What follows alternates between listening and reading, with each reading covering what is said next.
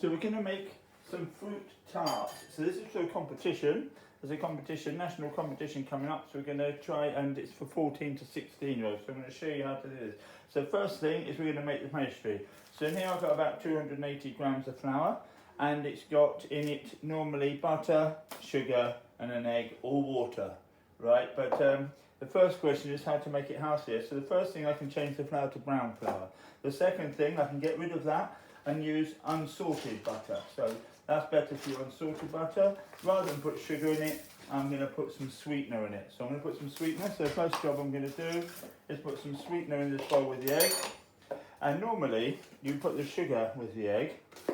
So about 2 spoons of this, just over. 1 egg, and stir it up. Now the idea of this is it helps the sugar dissolve. Obviously the sweetener doesn't dissolve a little bit quicker. So it's going to be a bit of thing. I'll tell you what we will do. We're just going to put a little tiny bit of sugar in, because I'm going to talk about caramelisation later, and that will make it more caramelised. So that's going to make it healthier. So that's it. So less fat as well. So less fat. So I've got the salted butter, the unsalted butter, and this is, I've taken some out. So don't put quite so much in. Yeah. So I'm going to cut this up. Yeah. Cut it up into small little cubes. Makes it easier to rub in. Now one of the rules with pastry is everything has to be nice and cold. So the liquid should be cold. The butter should be cold. It shouldn't be all soft. It's better if it's cold. Yeah. Next question on here. Let's have a look. Oh, what method is it to use? So I'm going to rub it together. So it's called the rubbing in method. So it goes in here, so you can see the questions and that. So it's called the rubbing in method. Oh, this is a hard one. Why is it called short crust pastry? So it's called short crust pastry because I'm rubbing the fat around the flour granules, and it's going around the gluten granules, and it's stopping them getting wet because I'm covering them in fat.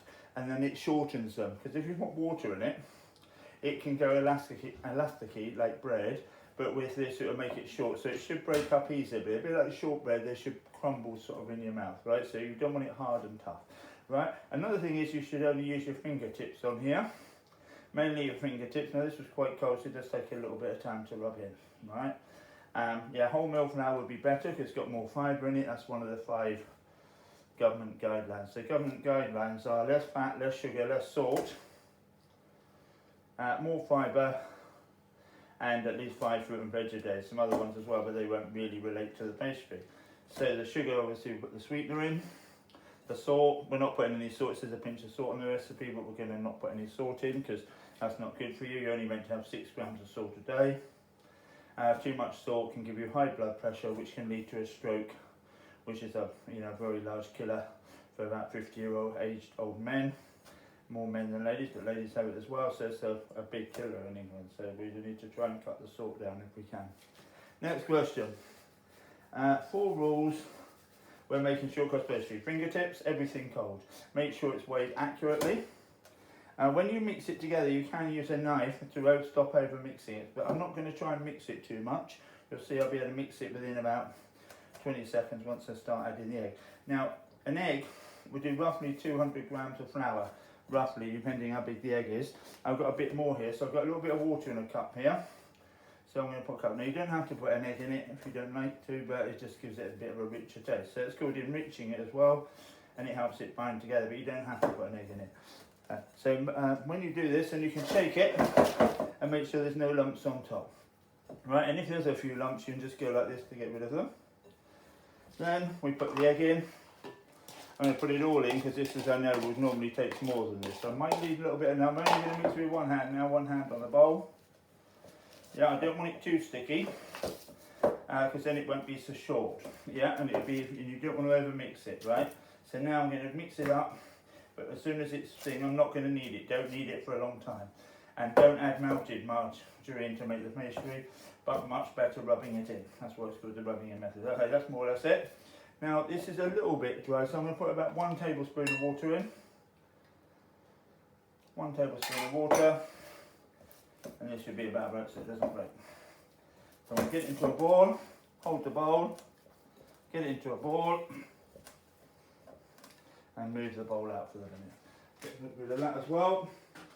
Now you can wash your hands now if you need to, if you've got loads of dough on your hands, right? Make sure it all comes off.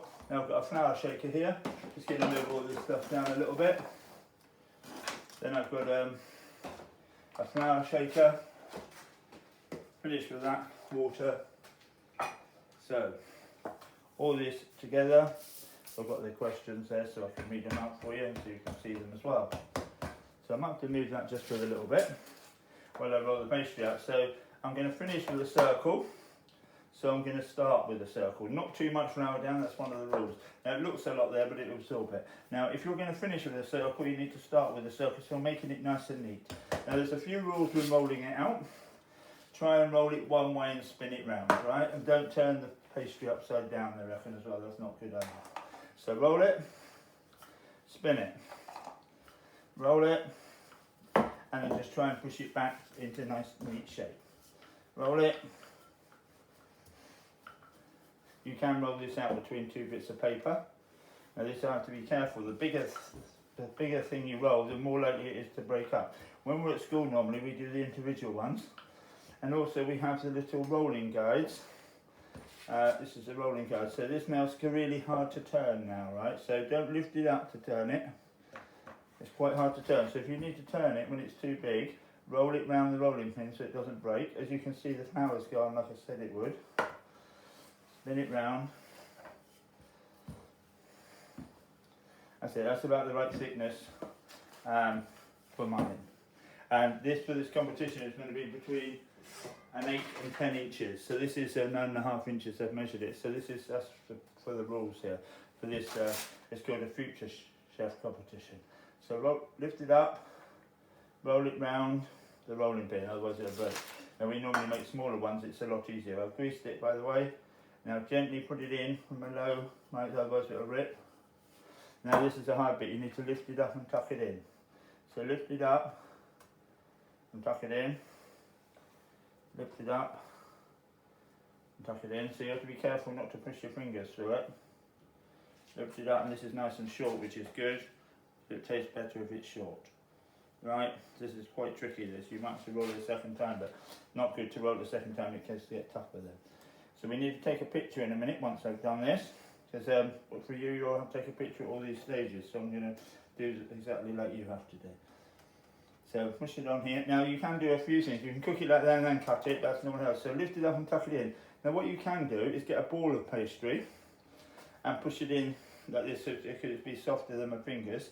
I don't normally do this, but I know that's one of the rules for the exam. So then cut the excess off. Then I'm going to put a bit of a pattern on it. So it can go actually on the outside. Then I've got a tiny bit more pastry there actually, because it might shrink. But this is a nice deep one, so it won't matter too much. Right, take a little bit more. That bit's there.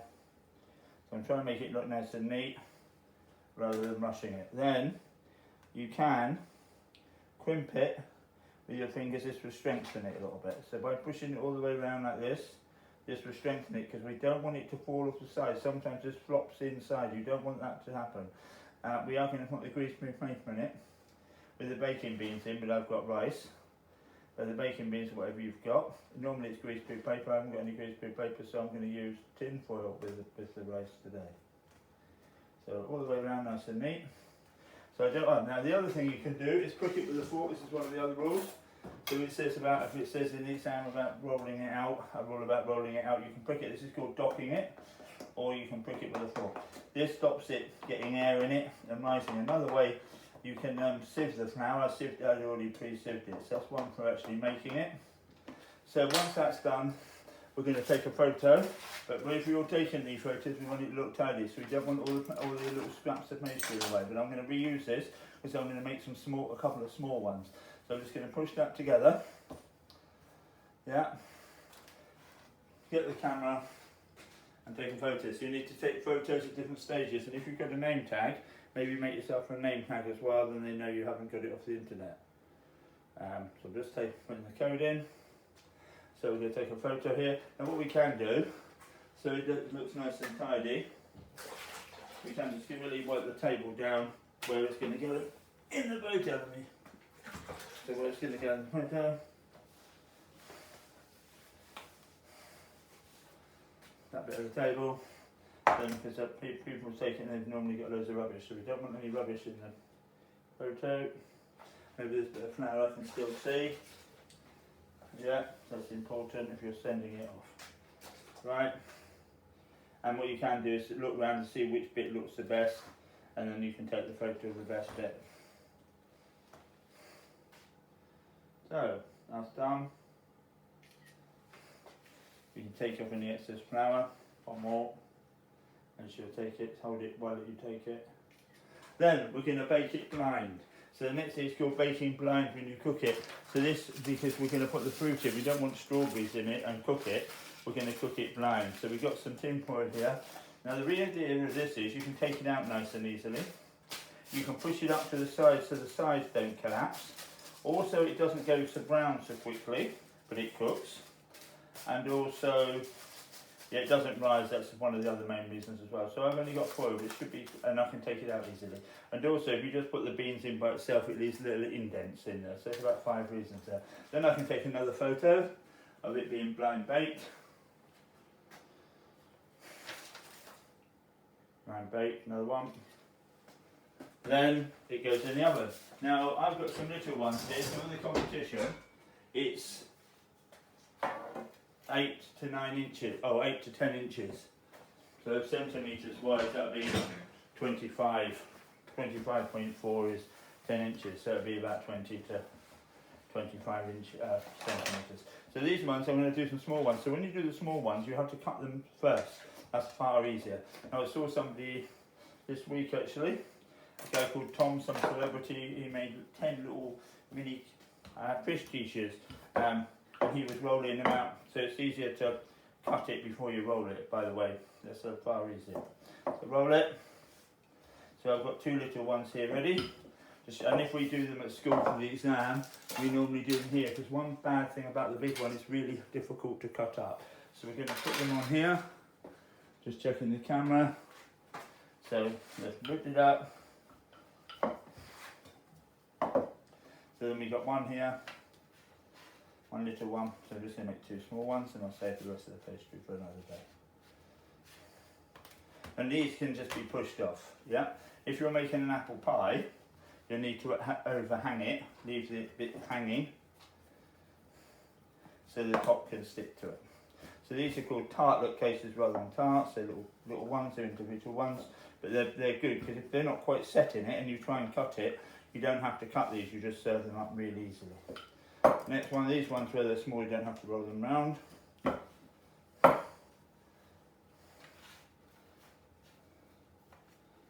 it up, tuck it in. This is the one thing that people normally forget to do, is tuck it actually in. So once they're all cooking, like I said, I'll just say I won't waste the pastry, but I don't want you watching for too long, I will get bored. So these ones, I've got exactly the same here as well. I've got a little one here. And I can dot them, I haven't dotted it. You don't have to, so that's a good idea too. I don't always do this, but we do this for lemon meringue pie and fruit tart. There's 2 things we normally make that need blind baking. And the fruit tart, and when we do the fruit tart at school, I've got some unusual fruit today, but normally we do the 3 famous fruit that goes in it, which are all 3 different colours, which I'm going to explain in a minute. So go in. Alexa, set timer 10 minutes. So that's the timer on. So now I need to tidy up, and we're going to make the pastry cream. So first thing we're going to do is make the pastry cream. So I've got 500 mils of milk here. So I'm just going to go into the saucepan, and I'm going to start to heat that up while I tidy my table. So I don't want it on too hot, otherwise it will burn. These pans are really good, they're non-stick and they're quite thick. So I put it on quite high, not too high. So I've finished with the rolling pin now, so that can go away. Now I've got a table scraper here. Quickly scrape all the flour off. If you haven't got this, you just have to do it with a cloth into your hand and in the bin, or scrape it off with another utensil that you've got. So this, I put it straight in the bin. Then, hot soapy water, green pad, the whole bit that I've used.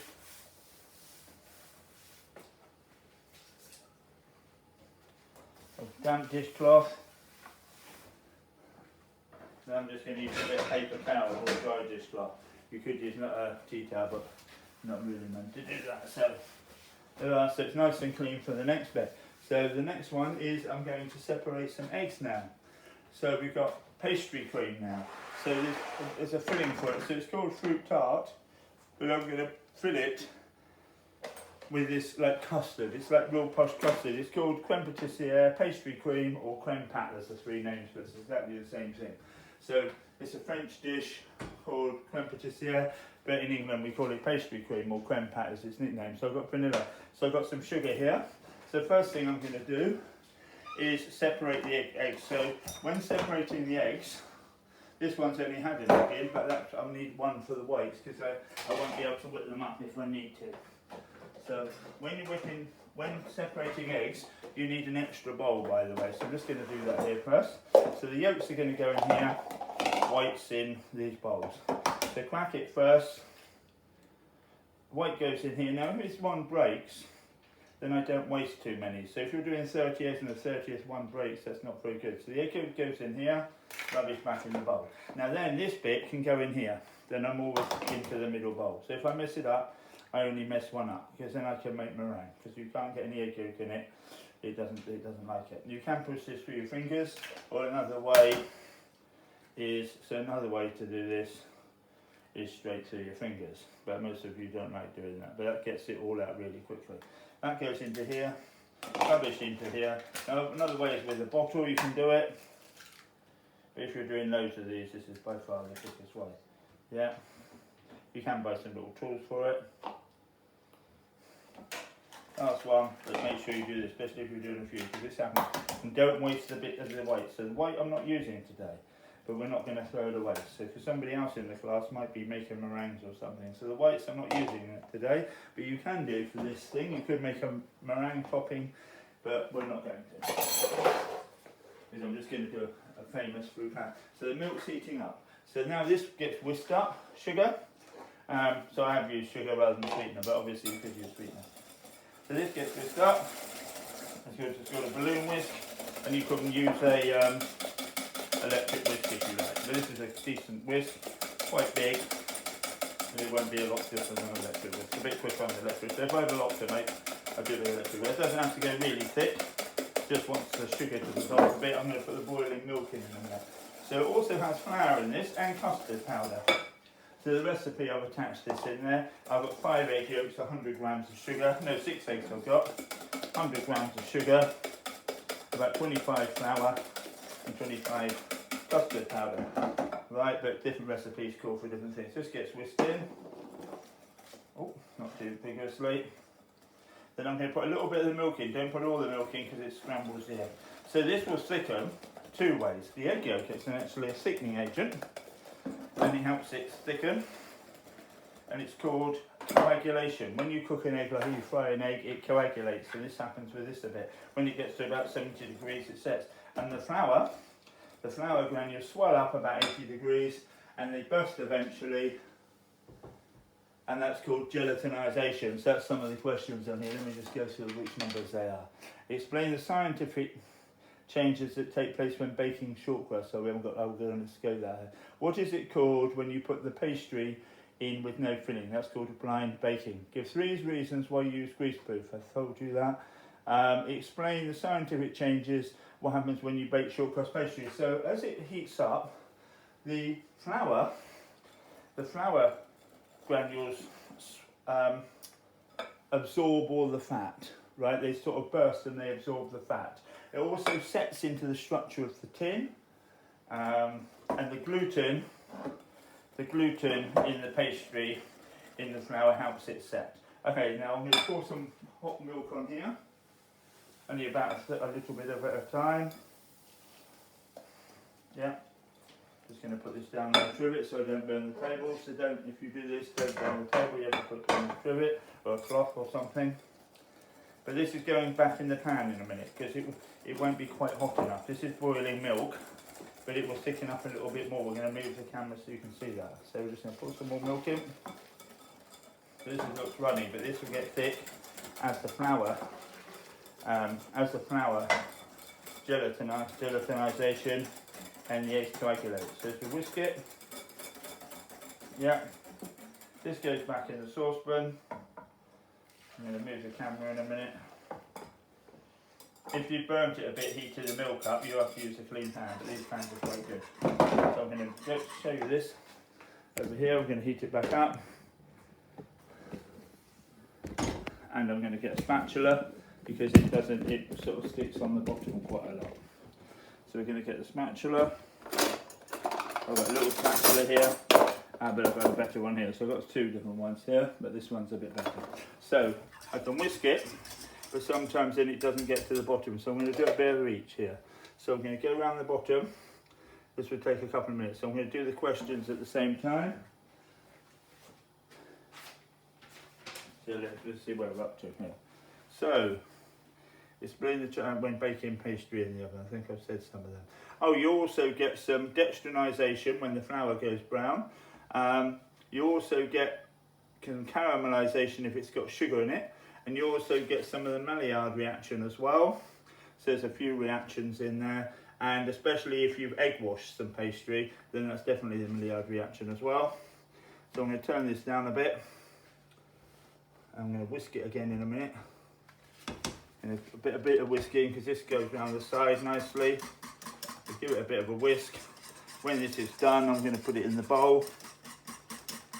Yeah, as you can see, it's starting to thicken up. You might not be able to see that, but it's starting to thicken up. So it's thicker.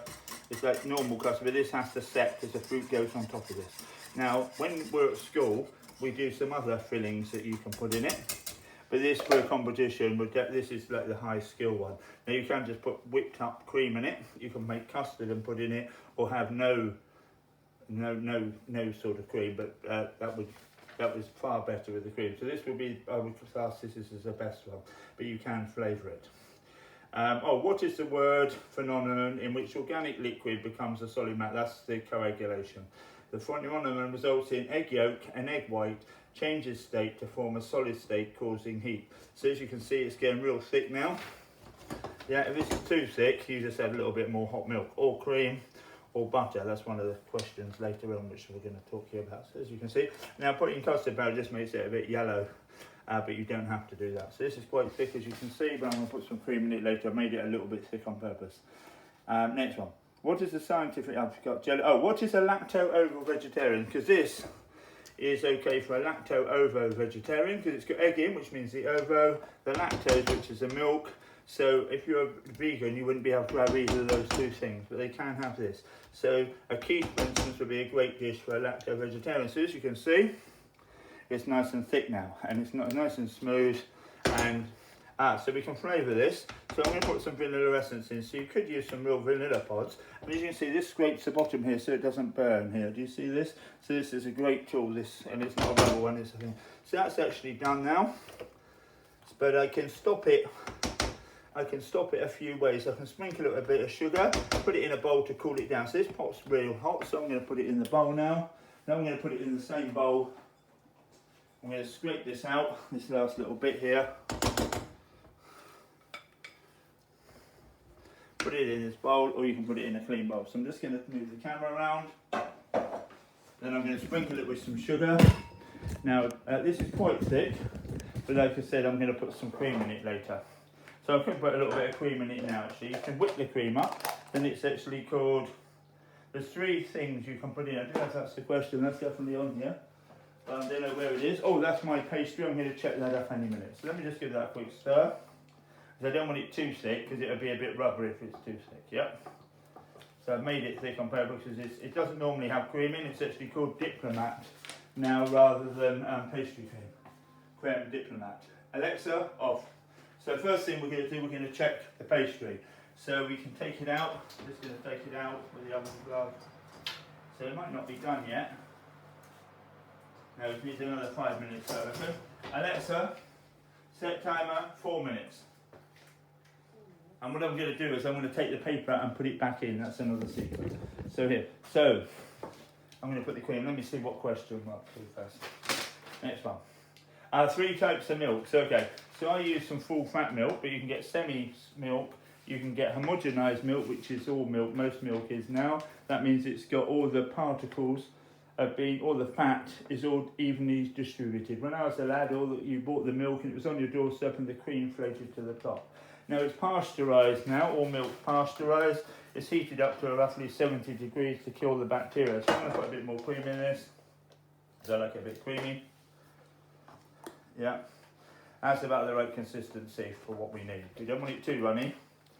If you're doing mille fleur, you want it a little bit, otherwise when you're cutting it, it's hard, but we don't want it too rubbery. So that's going to go in the bowl, because the pan was hot, but you can leave it in the pan, but sometimes it burns. But these pans are really good. As you can see, it's not burnt, but sometimes you have to be careful with sugar. Now what I can do is sprinkle it with sugar, or just wrap it, or put cling film on it, and that stops it getting a skin. But another quick secret, if you sprinkle it with sugar, that also stops it with skin, or I can put the cling film actually touching it. There's loads of ways to do. Yeah, right, that just saves the cling film. And the sugar will just stir in. So that's nice and clean, as you can see. I keep the spatula for later. So, I can cool this down by sitting it in a bowl of ice cold water, actually. That's another thing to do. So I'm just going to get another bowl. The bowl I use for the pastry. And you can just put it in a big washing up bowl. But I'm just going to show you this here. Put it in there, as you can see. That's just going to cool it down a little bit quicker. And you can use ice water, but if you're not in a panic, you can just use anything. So name 3 types of milk. You also get a thing called UHT milk. That's called ultra heat treatment. Ultra heat treatment, heated to about 130 degrees. Under pressure, and then it will last for ages, and it doesn't even have to be kept in the fridge until it's open. So you can see that's like the long life milk. But the one bad thing about that, you lose some of the flavour of the milk. It tastes a bit, it tastes an unusual flavour. And also you get goat's milk as well, buffalo milk. There's some famous ones you get. Name 3 things added to pastry cream to change its name. Okay, so you can add Italian meringue, that's Chabousse, which is the first one on your sheet, Diplomat, which is cream, and mousseline. You can put butter in this. If you haven't got any, you can put butter in things. It's a bit like mashed potato, you put butter in it to make it creamy. The same with this, you can put butter in things. Name 3 ways I said to flavour the pastry cream. So I haven't said that yet. So vanilla. That's good. So I love vanilla, so we're going to put some vanilla in. So I'm going to put in a fair bit. Right, then I'm going to stir that in with the whisk or the spatula. That's the most famous one. It's normally got vanilla in it. But obviously you can put any flavour in it. So you can put liquidised raspberries in it. You could put alcohol in it. So orange liqueur, orange zest. So I might be putting a little bit of orange zest in it. Seeing I'm putting orange in the top. So I've finished with all this now. So I'm just moving all this out of the way. And like I said, you can put the butter in it as well, and that's called mousseline. For Italian meringue, by the way, you have to heat the sugar up. And rather than just whisk the egg and add the sugar, you heat the sugar and water up to it's about 116, 118 and put it in, then it stabilises the meringue. Maybe we'll have a go at doing that, that's cool. So the next thing we're going to do is some fruit. So, flavour it. So I'll tell you what, I've got some cherry brandy here. So I've got a little bit of cherry brandy. That's a thing of, probably, I don't know, that's not a famous one. I just made that up myself a bit. But that's good. So I'm just going to fill one of the small ones up with, so that's the pan. So I'm going to take it out now, and I'm going to put it back in, but I'm going to show you, Alexa off. So we're going to take the big one out, right? We're going to take this off, the beans out, or the rice should I say. We're just going to get another dish to put them in because they're hot. Now have to be careful it doesn't split, so the paper is closed. So you can lift this out, that's one good thing about this. So tin foil is not that hot, by the way, paper doesn't get that hot. As you can see, not quite done, but what we can do is put it back in. Now it won't rise anyway, and because it will cook quicker on the bottom now without the paper in. So now I put it back in without the paper, but only for 5 minutes. Now one bit's cooking more than the other. Now this is a great tin, by the way. I don't know if you noticed, I have lots of holes in it. The idea of that is it stops it getting a soggy bottom. Now these ones aren't hot, just put them in here. Now these aren't too far off, they only need about another 4 minutes. Alexa, how long on the timer? Alexa, set timer, 4 minutes. So this is finished with them, just move that out of the way. So we've got the pastry cream, now we're going to do the fruit. So we're going to flavour it. I'm going to put a little bit of cherry brandy in here. Only about a tablespoon. Otherwise it would go too runny. So I could have put that in maybe before the cream. These are going to just go for one of the things. So this would be good if you're going to put cherries on top. I'm not putting cherries on top, but obviously what goes well with cherry. I wouldn't necessarily do chocolate, but you could make chocolate buttercream. But this competition is it's a fruit tart, so I would stay away from chocolate. But maybe cherry and chocolate, because you can make a black forest plan. Now this doesn't look very red. Now obviously you could make that red by putting some red food colouring in it, because you want maybe red, but that's definitely going to flavour it. Right, so that's the cherry ones. Now there's another thing you can do. I'm going to put a bit of orange zest in it, so that's that one done. So then I'm going to do some orange zest. So I've got some special oranges here. So what I did is, now the three fruits I wanted were, I'll just show you the plate I've got here. The three main fruits we do, and this is what we do at school normally, is orange, because you'll have to cut it up and segment in. This is really hard. These are called blood oranges, so a little bit unusual. Kiwi, because they're green and cheap. Strawberries are quite good if they're in season, which they're not, because you get these horrible white bit on it. In the summer, you get no white bits. They're not too bad actually, that's probably the worst one. But what you can't do at the moment is normally pull this out easily. So it's a decent strawberry, you can pull this out. So as you can see, I can't pull it out, I have to cut this off. So in the summer in England, when you buy them from Titchfield or something, you can just pull this out and you've got that little green bit in there and it will come out as well. And that's like, you can buy a little hullers for them anyway. So the oranges are good because they're reasonably cheap. And they're large ones, and there's a real skill cutting them up, which I'm going to show you now. So we're going to grate it first. So on here, I've got this decent cheese grater. Put the lid on the cherry brandy. Other things, orange liqueur Grand Marnier, which is famous in crepe Suzettes or Cointreau would be good as well. So we're just going to take a little bit off, right? And I'm going to put a little bit of the... They're not far off. I'm going to check it in a minute. I'm going to cut the orange, do one bit of each fruit, then I'm going to turn the camera off and then just wait till the next bit, so you don't have to wait for too long. So as you can see, I've got a little bit, and this orange looks a little bit red. As you can see, it looks a little bit red. So I'm going to put a bit of that in it. You can put lemon zest in it, orange zest, some other things, or just liquidize some strawberries. So if we're cutting one of these, I've got a nice sharp knife out earlier on my side, a little one, so I sharpened it really. Oh, but I don't know where I put it now, so that's weird. So I'm going to get another one out. And this one might not be so sharp, so I don't think this one's so sharp, and I haven't sharpened it. So this one thing we do at school is this quite tricky, so I'm going to show you this. So cut the top off. Cut the bottom off, and the other sort of rounded one I had was better than this. Cut it round, cut it round, cut it round. As you can see, it's like red, which is going to look good. Now, I know an ex-student of mine recently got a job in the Grosvenor Hotel, which is in Mayfair, London. She's only about 19 or 20, got a scholarship, got paid while she got training, and got a job there, and she got a work placement there. So then you take out all the segments. Yeah.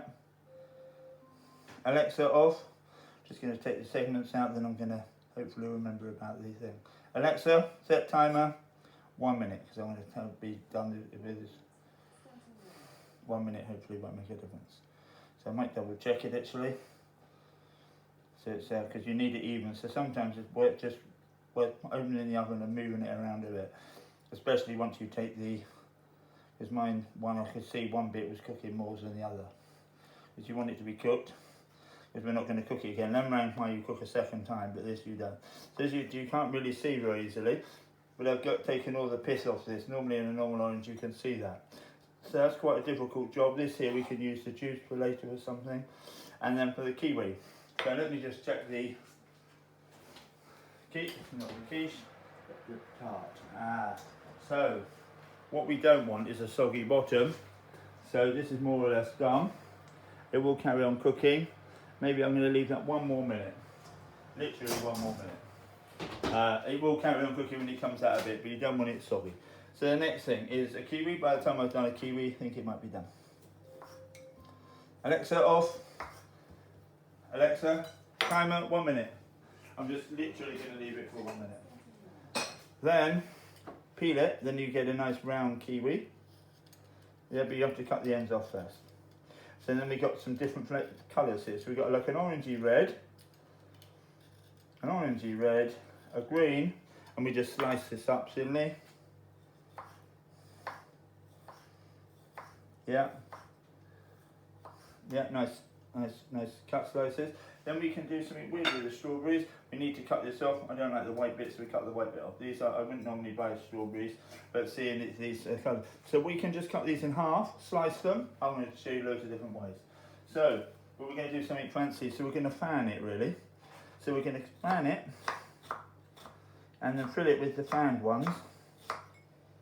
Yeah, especially where it's for competition, we normally do this, but where we're trying to make it look smart, we're going to fan it, so it's going to have fanned strawberries on. But you can just cut them in half, like so, or you can just slice it. Now the advantage of slicing them, it goes a long way.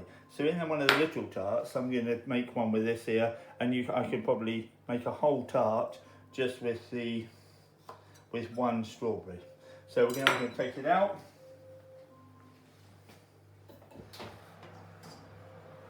And that's going to be done. Do you see that? So put it on the cooling bit, and we just reel it, make sure it is cooked. And the 2 little ones are just cooked. Now these are a bit smaller, and they're just cooked as well. So I'm going to take a photo of these in a minute. Last thing, Alexa off. Finished in the oven, nothing needs to go back in the oven. Now this is an unusual fruit. These are quite expensive, but I've got 3 for £1. A passion fruit. So that you don't get a lot of fruit in these, but they add a lot of flavour. So cut this in half. As you can see, we've got this passion fruit here. Really nice flavour, but you don't get a lot out, so that's half of one. There you only get a couple of teaspoons. So what I am going to do is make a little bit of flavour. I'll just get a little bowl, just to fill one of the tarts up. I'm going to do a passion fruit one. So I'm going to do a passion fruit one here. Get a teaspoon. So that's out of half of one here. Then I'm going to get a little bit of the creme diplomat or pastry cream. Stir that round. You'll be careful of not putting too much in. So it's got like a passion fruit flavour. So there's a few different ones there. Orange zest, lemon zest, passion fruit, cherry brandy. One of the, just go through a couple of the questions. One of them is, you have to try and think, if you're into a competition, is come up with some unusual flavours. So let's move, all that rubbish goes in the rubbish bowl. Let me just make sure I've answered the questions. Name 3 ways I can flavour the pastry creams. What flavour panna cotta did 2 Year 8 boys make when they won £1,000? They did rhubarb and licorice. See, we're going to do some unusual flavours. So we got cherry brandy, we got vanilla, we got passion fruit. You need a bit of an unusual flavour. If you just make strawberry ones, you probably won't win. What did I win last year making egg custard tarts? So actually I entered a competition myself last year, and I won 10 of these cookbooks, and these are £32 each. They use these at college. So I won 10 of these, and I also won 24 muffins. So so the people that win at school, we're going to have at least 3 or 4 prizes, and you're going to win 12 decorated muffins if you win. And this is within the school. So I'm going to do 2 for Broome Park and 2 for Bay House. So it's going to be 4 winners. What else? What did I win? So that was the cookbook and 24 muffins. Name 3 other fillings instead of pastry cream. So you can have obviously pastry cream, custard. You can make a cheesecake. You can put lemon curd in it. There's loads of things. Fruit-wise, name 3 fruits I use. The main ones are kiwi, orange and strawberry, but I'm also doing passion fruit, and I'm also going to put a bit of pomegranate in it, which is a bit unusual because it's got an unusual colour to it. And there's a couple of blueberries there as well because they're a blue colour. So that's it for now. Thank you.